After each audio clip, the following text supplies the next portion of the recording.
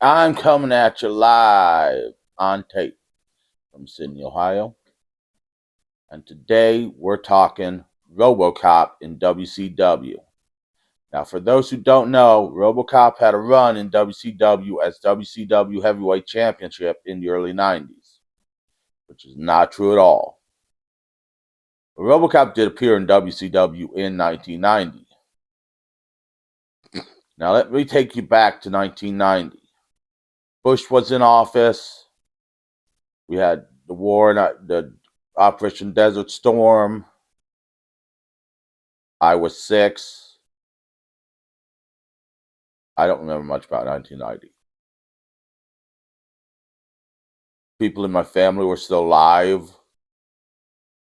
I've had a lot of deaths since then.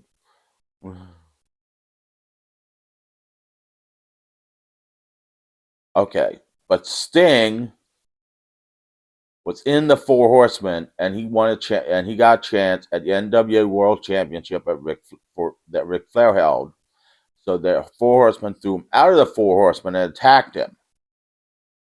Ric Flair and the Four Horsemen threw him out and attacked him, legitimately injuring Sting's knee. So the bookers at WCW had Lex Luger, Sting's friend, fill in for Sting facing Ric Flair. Now, in the first match, Lex Luger had Ric Flair in his submission. But Sting was on crutches at ringside, and the Four Horsemen threatened to beat up Sting, and so Lex Luger chose to go help Sting, and so Ric Flair won. While the people at WCW decided to give Lex Luger another chance.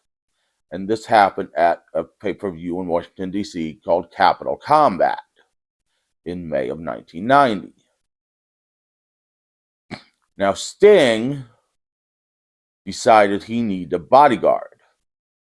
So he decided to call on the one person who he knew was best at defeating enemies, Robocop.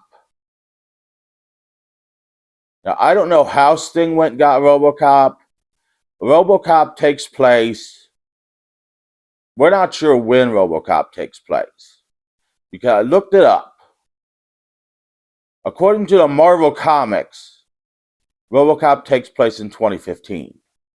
But according to the original script, Robocop takes place in the fall of 2043 and the spring of 2044.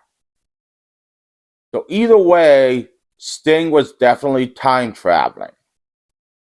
Now, I'm not sure how Sting managed to time travel, considering we are now in 2024 and we still don't have time travel. Maybe Sting is a Time Lord and has a TARDIS. Maybe Sting borrowed Doc Brown's time-traveling train. If you're wondering what the hell I'm looking at my kitten who is about to tear up all my equipment,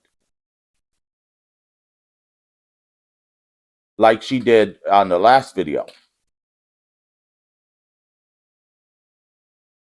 So we don't know how Sting time traveled and got Robocop. He either went 53 to 54 years in the future or 25 years in the future to get Robocop.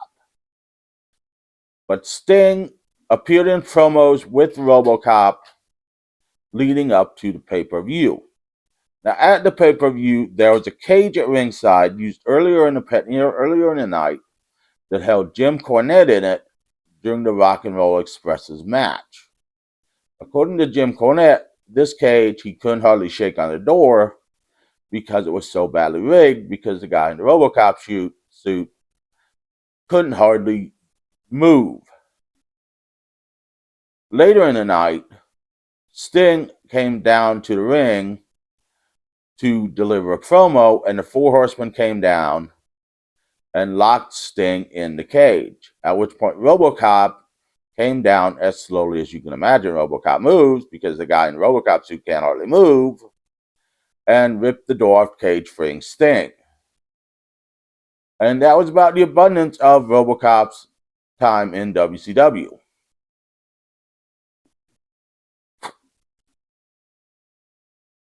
Later on, Lex Luger fought Ric Flair in the main event, and the Four Horsemen interfered, even though it was a cage match with no door, because someone lifted up the cage and let the Four Horsemen in. Sting would later go on and fight Ric Flair in the main event of the Great American Bash 1990 and win his first World Championship. Now, this pay-per-view was called The Return of Robocop, indicating that Robocop was returning from somewhere, but Robocop was never in WCW, therefore Robocop could never return to WCW. But this whole thing was thought up by Ted Turner as a way to cross-promote Robocop 2.